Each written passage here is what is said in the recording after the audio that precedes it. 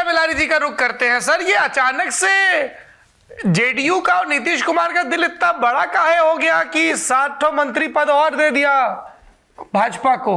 अरे कुछ पर्दे के पीछे कुछ डील किए होंगे। क्या डील हुआ है बताइए ना। आपके ऐसा तो दोस्त हैं। डील यही है, बेटा आ ही रहा है, बेटा को लाना है, बढ़िया से स्थापित करना है, ये डील हुआ होगा। और सीट पर डील हुआ होगा। चुनाव है इस बार। पिछले बार नीतीश कुमार 122 सीट पर लड़े थे जी। 7 सीट उन्होंने दे दिया था मांझी जी को, मांझी जी उनके साथ थे। इस बार भी चाहते होंगे कि हम उतना ही सीट पर लड़ें जी। ये सब डील हुआ होगा और क्या। इसीलिए ऐसा थोड़े है कि मेरे पास जो जानकारी है उसके अनुसार 2 मंत्री इनको बनाने की बात थी कि 2 इनके जेडीयू से बनेंगे, लेकिन अंत में ये रातों रात जो है दिमाग बदल करके नहीं, आप ही सब लोग बनाएंगे, हमको कोई जरूरत नहीं है। अब उसमें ये तर्क दिया जा रहा है कि 15% जो बनाना होता है, टोटल जो स्ट्रेंथ होता है उस हिसाब से 36 ही बनते थे, इनका सब बन गया था, इनके पास गुंजाइश नहीं थी।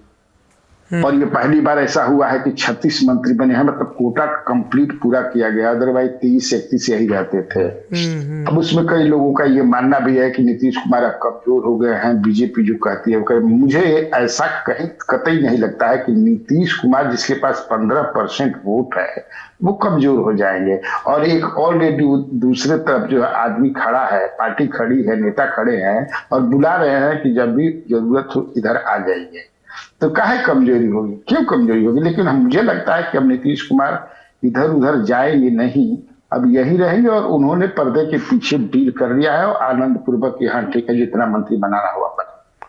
ये कन्हैया जी आप ये कह रहे थे और मेरी आपके पीछे दीवार पे जो न्यूज हार्ट का एक कवर लगा हुआ है उस पर नजर गई, नीतीश ने फिर पलटी, फिर ली करवट। क्या आरजेडी का ऑफर अभी भी वैलिड है कि चाचा इधर चले आइए, मुख्यमंत्री बने रहिए चुनाव तक?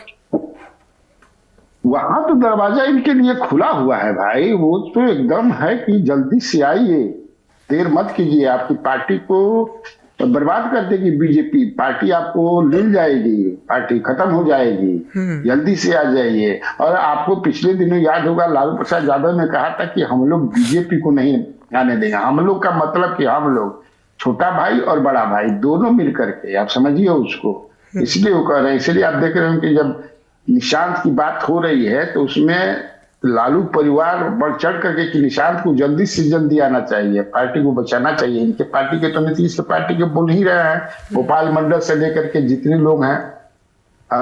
इसीलिए लेकिन वहां तो है ही, दरवाजा खुला हुआ है लालू प्रसाद। अच्छा संतोष जी, क्या जानकारी है हमारे पास निशांत कुमार के बारे में, पब्लिकली या पावर कॉरिडोर्स में अवेलेबल? ये सौरभ, निशांत के आने की चर्चा जो है साल भर से, जिससे कन्हैया सर बता रहे थे, चर्चा तो साल से चल रही है।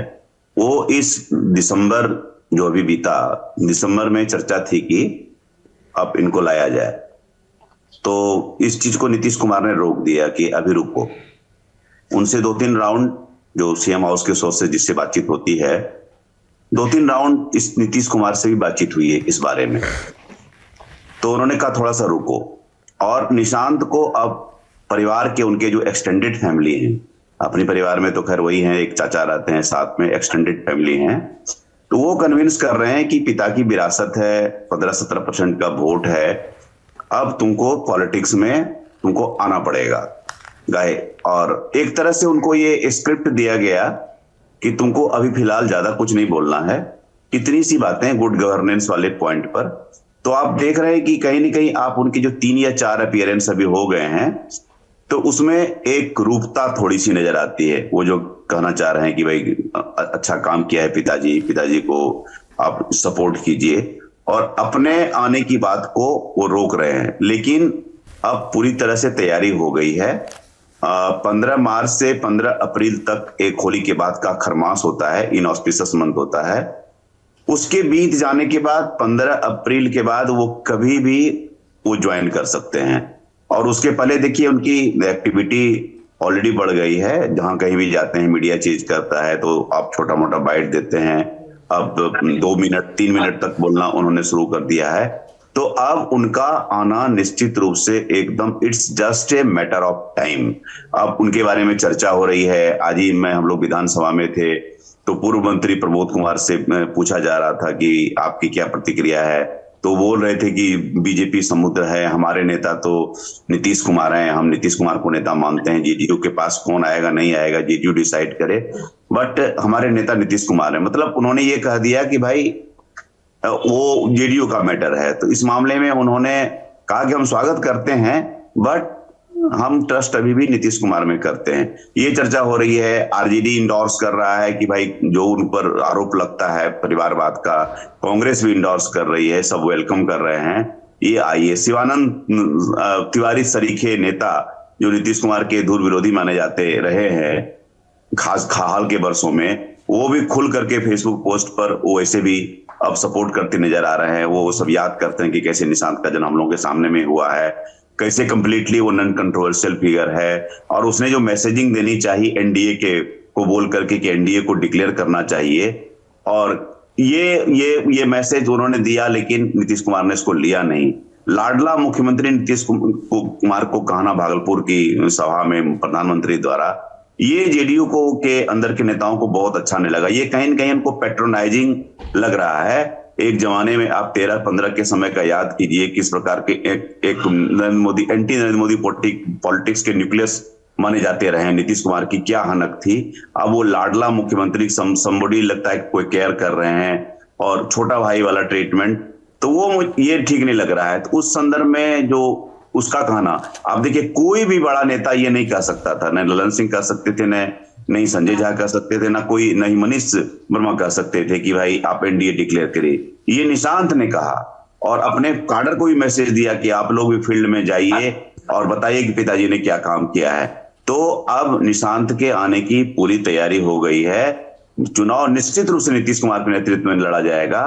निशांत का स्क्रिप्ट मेरे हिसाब से 2026 का स्क्रिप्ट है। जी सौरभ, बहुत शुक्रिया। कन्हैया जी, कितना तब्दीली देख रहे हैं आप नीतीश कुमार के स्टैंड में? बेटे को आगे करवा रहे हैं दाएं बाएं से, खुद कुछ नहीं बोल रहे हैं, पर उनकी रजामंदी के बिना थोड़ी ये सब कोरस चल रहा होगा। बिल्कुल रजामंदी है, क्यों नहीं रजामंदी होगी। और ये जो क्षेत्रीय पार्टियां हैं, ये पार्टी थोड़े है, सब तो गैंग है, और गैंग में परिवार का व्यक्ति लीड नहीं करेगा तो गैंग खत्म हो जाएगी। रहेगा थोड़े, रह पाएगा।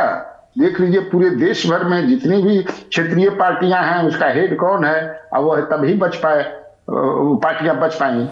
तो इसीलिए, और नीतीश कुमार की इच्छा के अनुसार हुआ रहे हैं। देखिए राजनीति का क्या मतलब है, राजनीति का मतलब भी समझिए। मौजूदा परिस्थिति में, डिजिटल युग में राजनीति का यही मतलब है। तो कर रहे हैं, नीतीश कुमार की पूरी सहमति है, एकदम 100%। जी, इसको लेके क्या जानकारी आप दोनों लोगों के पास कि चुनाव नीतीश के नेतृत्व में लड़ा जाएगा या एनडीए के नेतृत्व में? इसको लेके कुछ बातचीत हुई है कन्हैया जी?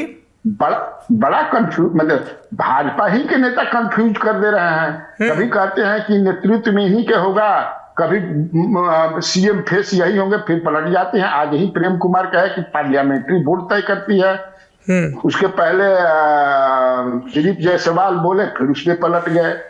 क्योंकि जब से जो है आप ही के प्लेटफॉर्म पर अमित शाह जी बोल कर गए कि पार्लियामेंट्री बोर्ड तय करती है, आप ही के प्लेटफॉर्म, उसके बाद से बिहार में जो है अभी भी समझ में नहीं आ रहा है कि ये इतना रहस्य क्यों बना हुआ है।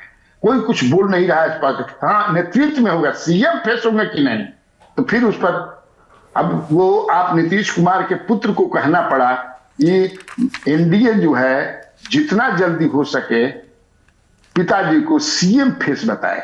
और देखिए एक बात और वो कहते हैं कि जब कहते कि नीतीश कुमार को लाडला मुख्यमंत्री कहा प्राइम मिनिस्टर ने, तो उस पर कहते हैं निशांत कुमार कि वो तो गठबंधन में है तो कहेंगे ही।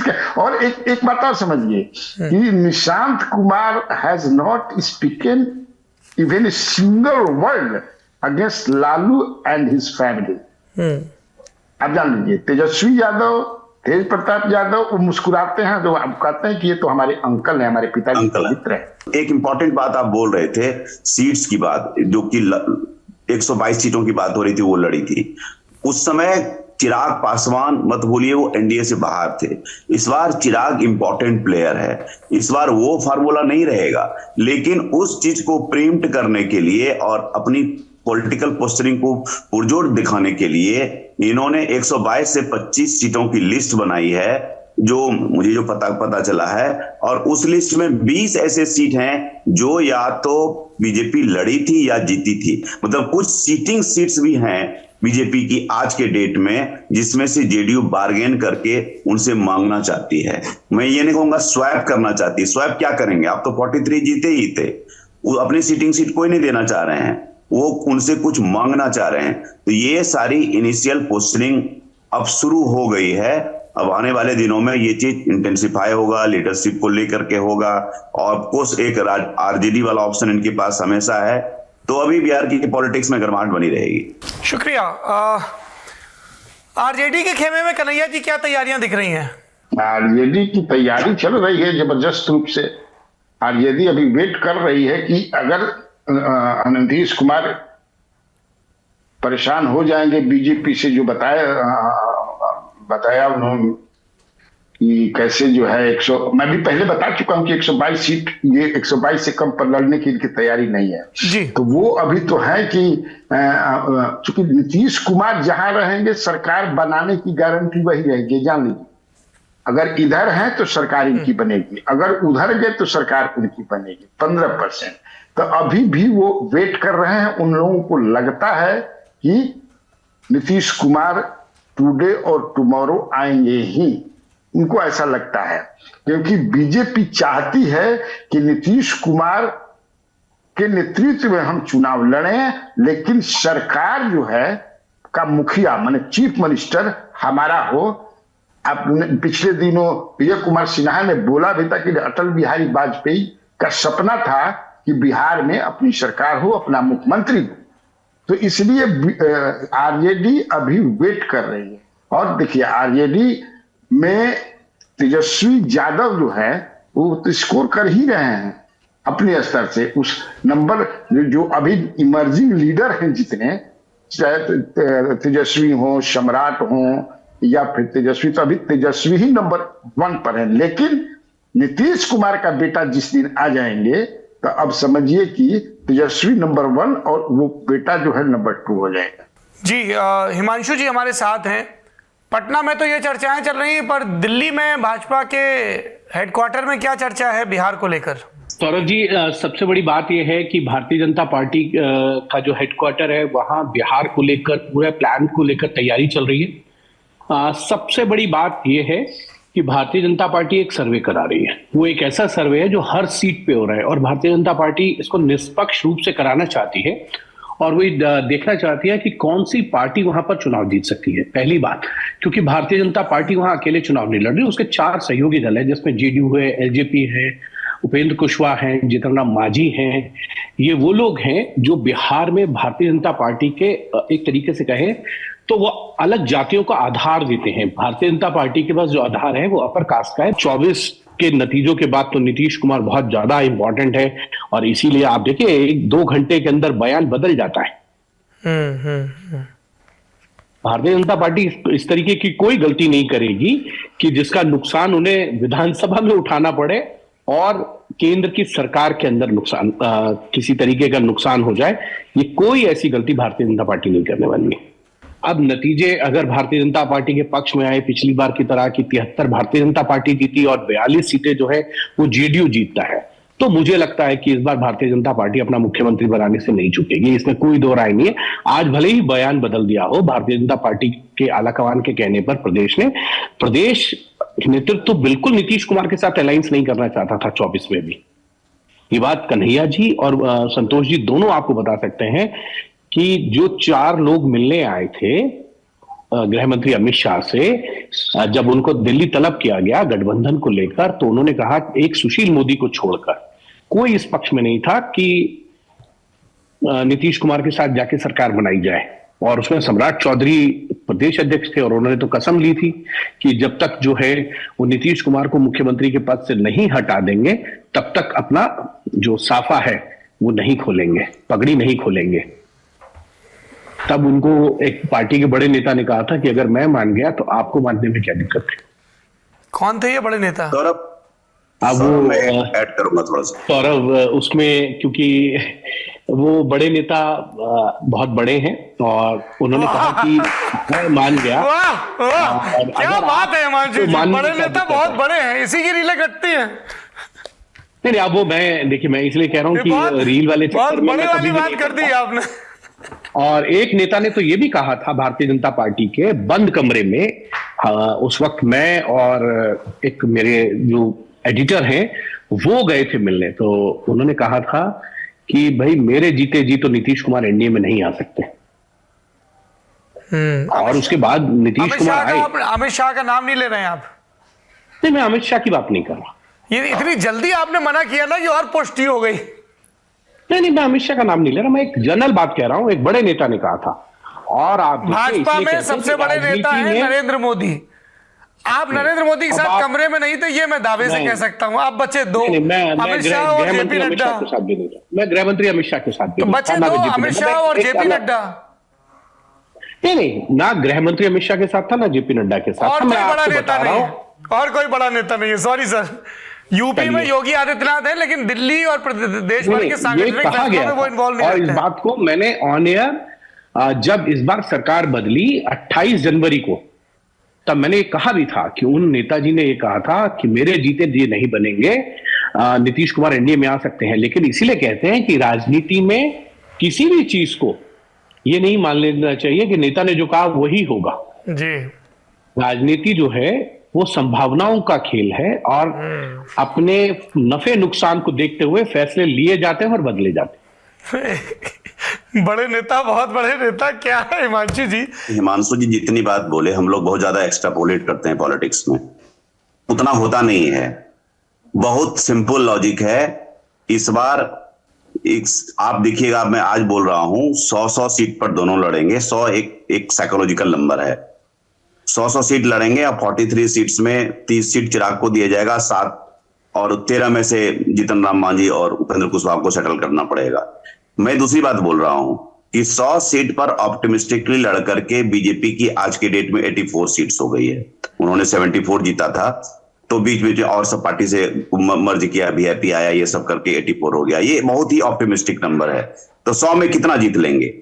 और पिछली बार की तरह से इस बार जेडीयू का मुझे लगता है परफॉर्मेंस मच बेटर होगा, despite the Prashant Kishor factor. अगर जेडीयू 50 का अंक 55 का अंक क्रॉस करता है और उनके नंबर आरजेडी के नंबर के साथ 122 का जो मैजिक नंबर है सरकार बनाने के लिए वो पार कर जाता है, तो फिर 5 साल बिहार की पॉलिटिक्स के लिए नीतीश कुमार अपरिहार्य हो जाएंगे। चाहे मतलब नीतीश कुमार जिस भी स्वास्थ्य में हो, भले ही बीच में उनको मतलब छोड़ना पड़े, बीच में भले ही उसको निशांत कुमार का नाम ड्रॉप करना पड़े, जो भी हो, JDU as a political force, मैं उसकी लॉन्जिविटी निशांत कुमार जो पॉलिटिक्स में आएंगे उसके बाद मैं देखता हूं कि थोड़ा लॉन्ग रोप जेडीयू को इन्होंने दे दिया है। अदरवाइज ये दिस कुड हैव बीन 25 का चुनाव हो सकता था, एज ए पॉलिटिकल पार्टी उनका लास्ट चुनाव होता। अब मैं जेडीयू का भविष्य अगर निशांत आ जाएंगे, मैं 30 तक देख रहा हूं। तो ये, और सबसे बड़ी इंपॉर्टेंट बात यह है कि उनके पास वो आरजेडी वाला जो ऑप्शन है, जो हमेशा मैं बराबर बोलता हूं कि वेनिस्ट तत्व है बिहार की पॉलिटिक्स के, वो फैक्टर जब तक है तब तक बीजेपी डरी रहेगी। और स्टेट की पॉलिटिक्स में इनका यहां का कुछ नहीं चलता है। जो भी सोचना यहाँ के काडर सेंटर से डिसाइड होता है। वो 12 का नंबर है। हाँ, अगर 40 के नंबर से, 40 के नंबर से जेडीयू गिरती है, तब बीजेपी उनको अपने ग्रिप में लेने की कोशिश करेगी, यहां तोड़ने की कोशिश करेगी, केंद्र में तोड़ने की कोशिश करेगी। अगर ये नंबर 50-55 से ऊपर है, तब चाह कर भी कुछ नहीं कर पाएगी। नेता नगरी में बिहार पर चर्चा यहां समाप्त होती है।